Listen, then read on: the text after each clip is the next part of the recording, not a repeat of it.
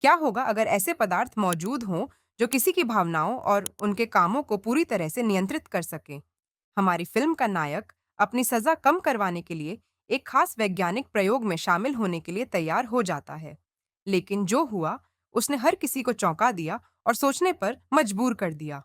आज के पुनर्कथन में हम जानेंगे कि जब नायक ने इन प्रयोगों के लिए सहमति दी, तो उसके साथ क्या हुआ। फिल्म का मजा लीजिए। यह कहानी स्पाइडरहेड नाम की एक हाईटेक जेल में सेट है, जहां कैदी अपनी सजा कम करवाने के बदले वैज्ञानिक प्रयोगों में हिस्सा लेते हैं। हर कैदी की पीठ पर मोबी पैक नामक एक डिवाइस जुड़ी होती है, जो उन्हें अलग-अलग तरह के द्रव पदार्थ इंजेक्ट करती है। ये पदार्थ उनकी भावनाओं और व्यवहार को पूरी तरह बदल सकते हैं। लेकिन आखिर इन प्रयोगों का अंजाम क्या हुआ?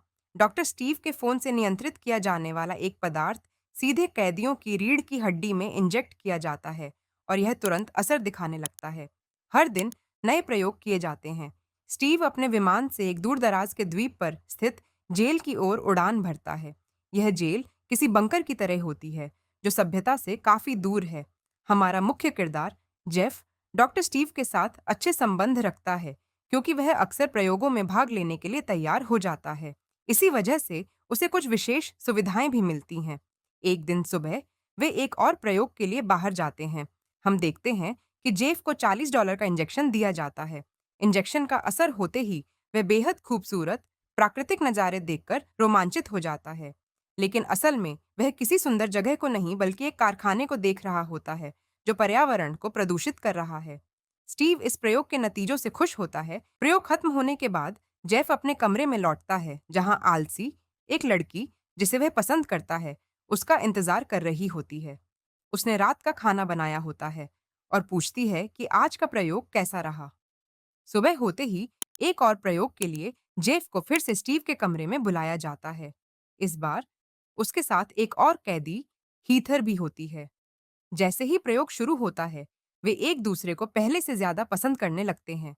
वे खुद को रोक नहीं पाते और एक दूसरे को करीब से जानने लगते हैं। धीरे धीरे वे अपने कपड़े उतारते हैं, यह जानते हुए भी कि कोई उन्हें देख रहा है। लेकिन उन्हें कोई शर्म महसूस नहीं होती, न ही वे खुद को रोक पाते। वे पूरी तरह से इस पल का आनंद लेते हैं और एक दूसरे के लिए अपने प्यार को कबूल कर लेते हैं। लेकिन जैसे ही वे दवा का इंजेक्शन लगाना बंद कर देते हैं, उनका मुंह अचानक खत्म हो जाता है। इसके बाद जेफ लिजी के साथ मिलकर बाकी कैदियों के लिए रात का खाना तैयार करता है और परोसने के लिए बाहर चला जाता है। वह हीदर से मिलता है, लेकिन दोनों के बीच कोई बात नहीं होती। इसी बीच उसे मोबे पैक भरने का समय आ जाता है, जिससे मार्क को संकेत मिलता है। वे दोनों जिंदगी के बारे में बात करते हैं और जेफ किसी और जगह जाने की इच्छा जाहिर करता है। हालांकि उसे किसी के लिए कोई खास एहसास नहीं होता। वह कोई फैसला नहीं ले पाता, लेकिन स्टीव कहता है कि आज वे डार्कन फ्लॉक नाम के डरावने पदार्थ का इस्तेमाल नहीं करेंगे। इसके बजाय वह देखना चाहता है कि इस स्थिति में प्रेम बढ़ाने वाला पदार्थ N40 कैसे असर करता है। डॉक्टर जेफ को समझाता है कि यह पदार्थ दुनिया को बेहतर बनाएगा और लोग आसानी से एक दूसरे से प्यार कर पाएंगे। जेफ गौर करता है कि डॉक्टर ने अपने नोट्स कहाँ छिपाए हैं। इसी दौरान लिजी कैदियों के लिए कुछ स्नैक्स लाती है और जेफ का ध्यान रखती है। कैदियों को फोन इस्तेमाल करने की इजाजत दी जाती है और जेफ अपनी पत्नी को कॉल करता है, जो कभी एक हादसे का शिकार हुई थी, जिसमें वह भी जिम्मेदार था। बाद में जेफ लिजी के कमरे में जाता है और उसे खुश करने की कोशिश करता है। इसी बीच उसे एक और कैदी, रॉगन, के पास बुलाया जाता है। जेफ अब और ज्यादा प्रयोगों में शामिल नहीं होना चाहता। उसे पता चलता है कि असल में N40 इंजेक्शन लगाने की कोई योजना नहीं थी, बस सब अलग-अलग तरीके से बैठे थे। जब स्टीव उसके पास आता है, तो उसे एहसास होता है कि यहाँ सभी कैदी पीआर कैदी हैं, लेकिन सारे आदेश उनके सीनियर्स से आते हैं। सीनियर्स जेफ को याद दिलाते हैं कि बाकी कैदियों के मुकाबले उसे कुछ खास सुविधाएं मिली हुई हैं, क्योंकि उसे किसी और जेल से लाया गया था। डॉक्टर जेफ को समझाने की कोशिश करता है कि इस जेल में सब कुछ आपसी सम्मान के आधार पर चलता है। यह सुनकर जेफ थोड़ा शांत हो जाता है। स्टीव उसे मनाता है कि वह प्रयोगों के समझौते को न तोड़े और कहता है कि सब ठीक हो जाएगा। आखिरकार जेफ मान जाता है।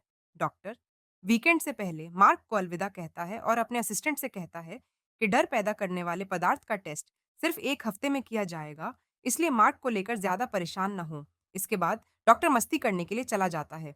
जेफ लिजी से अपनी फीलिंग्स शेयर करता है और बताता है कि जब उसने इंजेक्शन लिया था तो उसे कैसा महसूस हुआ। लिजी उससे पूछती है कि वह किचन में काम क्यों नहीं करना चाहता। जेफ जवाब देता है कि ये सब उन नए पदार्थों की वजह से है जिनका उस पर टेस्ट किया जा रहा है। वह कहता है कि यहाँ रहना उसके लिए बहुत मुश्किल है, लेकिन जब लिजी उसके आसपास होती है तो उसे अच्छा लगता है। जब नए प्रयोग किए जाते हैं तो पता चलता है कि कई कैदी किसी दूसरी ही दुनिया में चले गए हैं। एक दिन जेफ डॉक्टर के ऑफिस में जाता है और देखता है कि स्टीव के पास भी एक बॉक्स है। डॉक्टर को यह पसंद नहीं आता कि जेफ को इस बारे में पता चल गया। वह जल्दी से अपनी दवाइयों को डेस्क में छिपा देता है और अगले प्रयोग की तैयारी करने लगता है। डॉक्टर बताता है कि अब हीदर पर डर पैदा करने वाले पदार्थ का प्रयोग किया जाएगा, क्योंकि यह कमेटी की डिमांड है और उसे यह करना ही पड़ेगा। वह पहले यह सुनिश्चित करता है कि सारे पदार्थ सही तरीके से जुड़े हुए हैं और फिर प्रयोग शुरू करता है।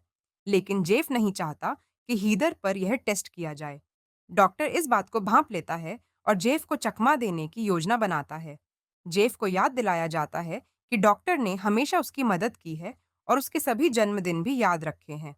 ऐसा इसलिए क्योंकि वे दोस्त हैं और एक दूसरे की मदद करते हैं। मजबूरी में स्टीव मान जाता है और फिर प्रयोग शुरू होता है। उसे एक डर पैदा करने वाला पदार्थ दिया जाता है। लड़की घबरा जाती है और बहुत डरने लगती है। जेफ को एक सत्य सीरम का इंजेक्शन दिया जाता है, जिससे वह अपने विचार और भावनाएं खुलकर बताने लगता है। डर के मारे वह लड़की को देख रहा होता है। तभी लड़की दीवार पर मारना शुरू कर देती है और बॉक्स टूटने लगता है। इस बीच सभी दवाइयां उसकी रीढ़ की हड्डी में पहुंचने लगती हैं और माहौल पूरी तरह से बिगड़ जाता है। वैज्ञानिक कुछ नहीं कर सकते, क्योंकि वे इस प्रक्रिया को दूर से नियंत्रित करने में असमर्थ होते हैं। लड़की एक कुर्सी पकड़कर खुद को चोट पहुंचा लेती है, लेकिन वे बस देखते रह जाते हैं। इसी बीच जब स्टीव मार्क की मदद के लिए दौड़ रहा होता है, तो गलती से उसकी चाबियां गिर जाती हैं। जेफ डेस्क खोलकर कुछ कागजात देखने लगता है। तभी एक आदमी देखता है कि जेफ फर्श पर पड़ी चाबियों को बस देख रहा है, लेकिन कुछ कर नहीं रहा। डॉक्टर को रात में इस पर कोई शक नहीं होता। डॉक्टर और मार्क सबूत मिटाने लगते हैं। ईव अपने असिस्टेंट को समझाती है कि इस बारे में किसी को पता नहीं चलना चाहिए, वरना जेल बंद हो सकती है। मार्क को यह अच्छा नहीं लगता, लेकिन वह चुप रहने के लिए मान जाता है। डॉक्टर असिस्टेंट को शांत करता है और उसे आराम करने के लिए भेज देता है। डॉक्टर यह भी बताता है कि हीदर जिंदा नहीं बच पाई और यह प्रयोगों का एक हिस्सा है। को समझाने की कोशिश करता है कि वे ये सब दुनिया को बेहतर बनाने के लिए कर रहे हैं। इसलिए इस मामले पर चुप रहना ही ठीक रहेगा, ताकि उनकी मेहनत बेकार न जाए। डॉक्टर जेफ का ध्यान हटाने के लिए कहता है कि उसे आराम करना चाहिए और नए सप्लीमेंट्स आजमाने चाहिए। उसका मूड भी बेहतर हो जाता है। यहाँ तक कि जब वे दुखद बातें कर रहे होते हैं, तब भी वे दवाइयों की खुराक कम होने के बाद हंसने लगते हैं। स्टीव जेफ से कहता है कि वे वहां बैठकर सबसे अच्छे दोस्तों की तरह बातें कर रहे थे, लेकिन फिर एक साधारण स्टेपलर से डर गए। इसलिए उन्होंने प्रयोग वहीं खत्म कर दिया। बाद में वे इस पर चर्चा करते हैं कि उस कमरे में जेफ को कैसा महसूस हुआ। वे यह भी बात करते हैं कि वे यहाँ क्यों हैं और यह जेल पिछली जेल से किस तरह अलग है। लिजी जेफ से पूछती है, तुम यहाँ क्यों हो? जेफ जवाब देता है, मैं तुम्हें नशे में गाड़ी चलाने के लिए माफ नहीं कर सकता। पार्टी के बाद रात को एक भयानक हादसा हो गया। जेफ अपनी कार चला रहा था, लेकिन उसने नियंत्रण खो दिया और उसकी कार एक पेड़ से जा टकराई। इस हादसे में उसके दोस्त की गर्दन पर गंभीर चोट आई और उसकी पत्नी जलती हुई कार से बाहर नहीं निकल सकी, जिससे उसकी मौत हो गई। लिजी बताती है, बाद में दोनों खाना खाने के लिए रसोई में गए। स्टीव उनके पास आता है, लेकिन जाने से पहले उसे एक अहम सच्चाई का एहसास होता है। डॉक्टर उसे शांत करता है और कहता है कि वह इस बारे में रात भर सोचकर अगली सुबह बात करे। जब जेफ जाने लगता है, तो डॉक्टर उस पर भावनात्मक दबाव डालता है और फिर उसे जाने देता है। मार्क जेफ से उसकी दवाई भरवाने के लिए जाता है, लेकिन तभी एक कैदी उसे बात करने के लिए रोक लेता है। वह मार्क को सच बताने के लिए मना लेता है। कैदी बताता है कि उसने स्टीव की फाइलें देखी हैं और उसे समझ आ गया कि असली बॉस स्टीव ही है। कैदी मानवता की दुहाई देते हुए मार्क से कहता है कि वह स्टीव के साथ इसलिए काम कर रहा था क्योंकि डॉक्टर ने दुनिया को बेहतर बनाने का वादा किया था, लेकिन धीरे-धीरे चीजें बदल गईं। अब उनके पास एक योजना है और वे इसे अगली सुबह अंजाम देने का फैसला करते हैं। इसके बाद जेफ एक नए प्रयोग के लिए स्टीव के पास जाता है। वहां उसे पता चलता है कि मार्क बीमार है और उसने एक दिन की छुट्टी ले रखी है। स्टीव बताता है कि यह लीजी को दिए जाने वाले डर के पदार्थ की आखिरी खुराक है। इसी बीच जेफ लड़की के पास जाता है, लेकिन उसे यह पदार्थ देने से इनकार कर देता है। यह देखकर स्टीव गुस्सा हो जाता है और जबरदस्ती उसे ही यह डर पैदा करने वाला पदार्थ इंजेक्ट कर देता है। स्टीव को एहसास होता है कि कुछ गड़बड़ है और वह फोन वापस लेने की कोशिश करता है, लेकिन हिचकिचा जाता है। तभी पता चलता है कि मार्क ने स्टीव के कंटेनर में दवाओं को बदल दिया था और उसमें एक नई दवा B6 मिला दी थी। यह दवा किसी भी इंसान को पूरी तरह से आदेशों का पालन करने के लिए मजबूर कर सकती है। जेफ को अब यकीन हो जाता है कि बाकी सारी दवाओं का कोई खास असर नहीं था। सिर्फ B6 ही असली दवा थी, जो किसी इंसान की सोच और इच्छा को कंट्रोल कर सकती थी। इसके बाद जेफ इस दवा को डॉक्टर के पास ले जाता है ताकि सच्चाई का पता लगाया जा सके कि इसे खास निशान से क्यों नहीं चिह्नित किया गया था। आखिर में स्टीव सारी सच्चाई बता देता है। असल में पूरा प्रयोग यह देखने के लिए था कि क्या जेफ उन लोगों को नुकसान पहुंचा सकता है जिन्हें वह प्यार करता है, भले ही वह खुद ऐसा न करना चाहे। डॉक्टर का सपना था कि आज्ञाकारी इंसानों से भरी एक दुनिया बनाई जाए, जो बिना सवाल किए अच्छे के लिए वही करे जो उन्हें कहा जाए। लेकिन स्टीव इस सच्चाई को स्वीकार नहीं करना चाहता था। जेफ उसे चाकू पकड़ाने के लिए कहता है, लेकिन डॉक्टर पर इसका कोई असर नहीं होता। तब पता चलता है कि B6 दवा की सबसे बड़ी कमजोरी यही थी। अगर कोई किसी से सच में प्यार करता है, तो वह उसे नुकसान नहीं पहुंचा सकता।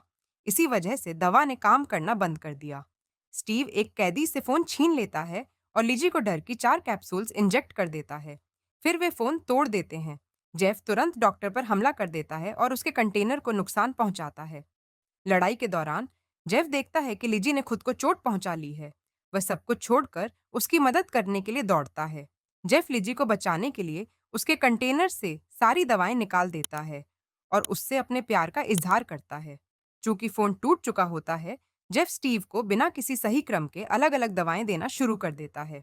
लेकिन इसी बीच डॉक्टर माइक्रोफोन तक पहुंच जाता है और सभी कैदियों को जेफ और लिजी को रोकने का आदेश देता है, यह कहकर कि अगर वे पुलिस के साथ वापस लौटे तो बाकी कैदियों का भी बचना मुश्किल हो जाएगा। लेकिन इस बार कैदी आदेश मानने की बजाय सोचने लगते हैं और समझ जाते हैं कि कुछ गड़बड़ है। स्टीव को गलत क्रम में दवाएं देने की वजह से उस पर अजीब असर होने लगता है। फिर जब वह समुद्र के ऊपर उड़ रहा होता है, तो उसे पुलिस पास आती हुई दिखती है। अचानक वह पहाड़ों की ओर मुड़ता है और उड़ते उड़ते एक चट्टान से टकरा जाता है। इस बीच जेफ और लिजी एक नाव लेकर वहां से भागने में कामयाब हो जाते हैं। वे खुश हैं कि सब कुछ खत्म हो गया है और अब वे एक नए जीवन की ओर बढ़ रहे हैं। यह फिल्म स्पाइडरहेड 2022 में आई थी। आपका क्या मानना है? क्या इस तरह के प्रयोग सही हैं या नहीं? हो सकता है कि असल जिंदगी में भी ऐसे पदार्थों का इस्तेमाल हो रहा हो, लेकिन ज्यादातर लोग नहीं जानते कि इसे कौन और कहाँ इस्तेमाल कर रहा है। अपनी राय कमेंट में जरूर बताएं। अगले वीडियो में मिलते हैं।